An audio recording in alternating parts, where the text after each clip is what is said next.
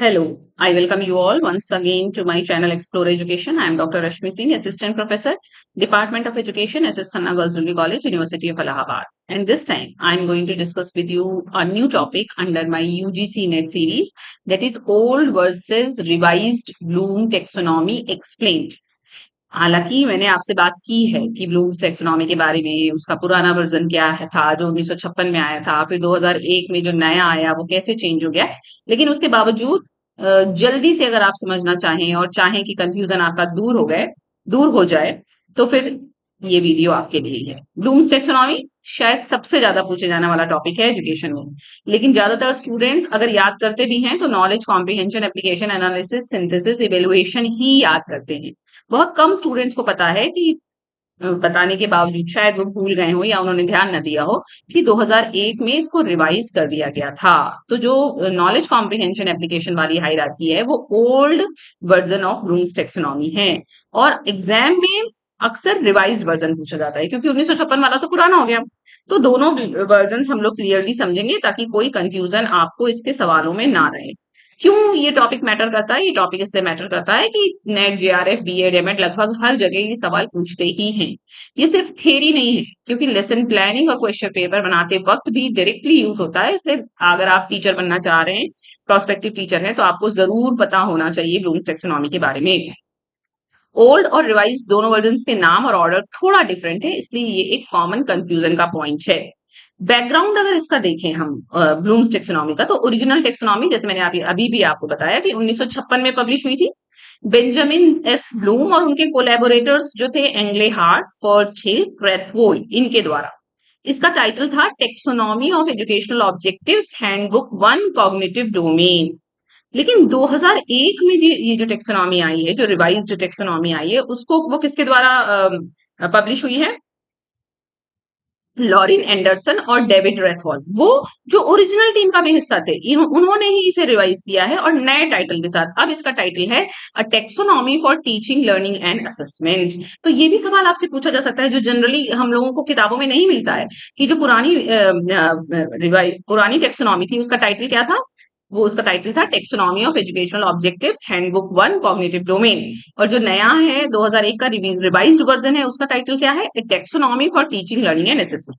तो original taxonomy को देखते हैं जो 1956 में आई थी। इसके जो 6 लेवल्स थे वो नाउन थे। नाउन का मतलब क्या जानना है, इस पर फोकस था। तो पहला एकदम आपको टिप पे होना चाहिए नॉलेज, जो क्या बताता था या क्या जज करता था कि फैक्ट्स पता है कि नहीं, टर्म्स याद रखना, वो नॉलेज। कॉम्प्रिहेंशन, कि आप उसको अपने शब्दों में एक्सप्लेन कर सकते हैं, कॉम्प्रिहेंशन, आप उसको समझ सकते हैं, कॉम्प्रिहेंशन। एप्लीकेशन, अगर आप सीखी हुई चीज को नए सिचुएशन में यूज कर सकते हैं, एप्लीकेशन। अगर आप उसको तोड़कर पार्ट्स में समझ सकते हैं, उसका रिलेशनशिप देख सकते हैं, तो वो एनालिसिस। अगर अलग अलग पार्ट्स को जोड़कर कुछ नया बना सकते हैं तो सिंथेसिस। और इवेल्युएशन का अर्थ है जज करना, ओपिनियन और क्राइटेरिया के बेसिस पर डिसीजन लेना कि ये सही है या गलत। ये एक स्ट्रिक्ट हायरार्की थी, पहले लेवल मास्टर किए बिना अगले लेवल पर आदमी नहीं जा सकता था। ओके, तो ये ओरिजिनल टेक्सोनॉमी ब्लूम्स की थी 1956 की। रिवाइज्ड टेक्सोनॉमी आई है 2001 में, इसमें भी 6 लेवल्स हैं, लेकिन अब ये लेवल वर्ब है, यानी कि क्या करना है पर फोकस है, सिर्फ क्या जानना है पर फोकस नहीं है।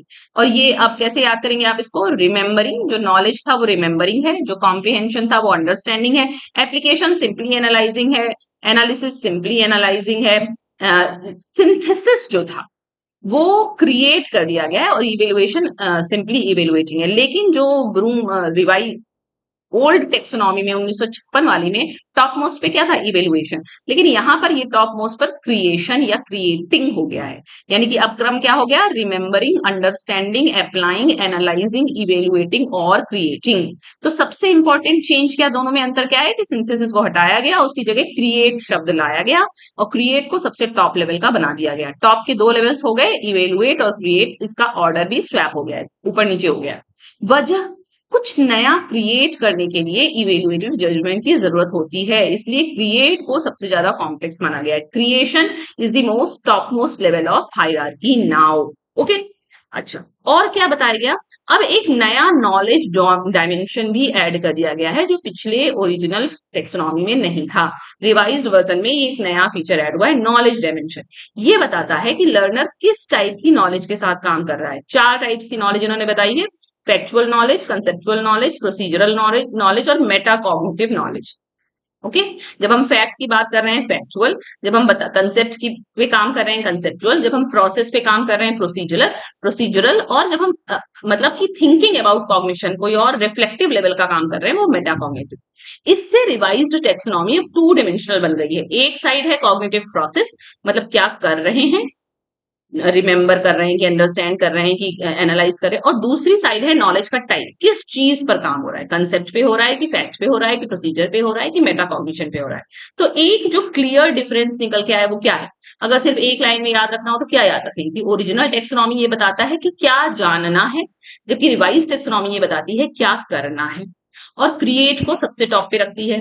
तो क्विक रिकैप करें तो ओरिजिनल 1956 में आई, नाउन पे काम है, knowledge comprehension application analysis synthesis evaluation. Revise 2001 में आई, इसमें वर्ब है नाउन की जगह, remember, understand, apply, analyse, evaluate and then create. तो सबसे बड़ा चेंज क्या आया? सिंथेसिस को हटाया, क्रिएट सबसे टॉप पे आया, और रिवाइज वर्जन में नॉलेज डायमेंशन भी ऐड हुआ है। और नॉलेज डायमेंशन कितने प्रकार का है? 4, फैक्चुअल, कंसेप्चुअल, प्रोसीजरल और मेटाकॉग्निटिव। ओके, तो यही है अंतर। ये भी बता दिया आपको कि इस बार वाला जो 2001 का है वो रैथॉल का है, रैथॉल पुराने वर्जन में भी थे। तो इस तरह से आप इसको क्विकली अपना रिवाइज कर सकते हैं। आपको कोई कंसेप्चुअल मिसकंसेप्शन है उसको दूर कर सकते हैं, और सवाल पूछा जाता है ब्लूम्स टेक्सोनॉमी से। तो दोनों वर्जन आपको आई थिंक क्लियर हो गए होंगे, और आप कमेंट सेक्शन में बता सकते हैं मुझे कि हाँ ये टॉपिक क्लियर हो गया।